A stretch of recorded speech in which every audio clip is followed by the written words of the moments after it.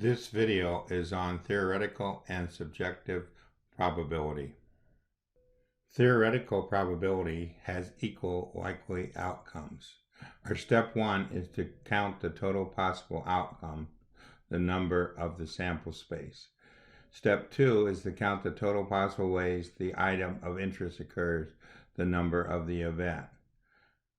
So what we have is that step three is the probability of the event is the number of events over the number of the sample space.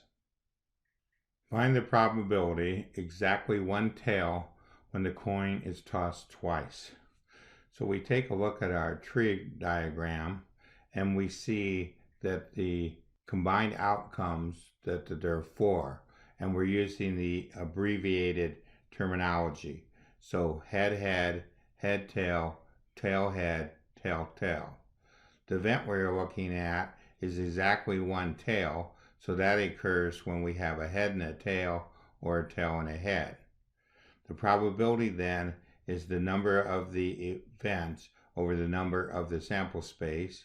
The number of events is 2, the sample space is 4. This reduces to 1/2.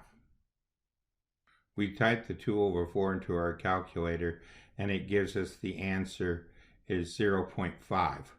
We hit the ABC button and it switches the answer to 1/2.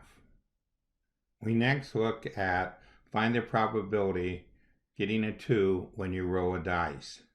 The sample space in the abbreviated form is 1, 2, 3, 4, 5, 6 for the faces on a die.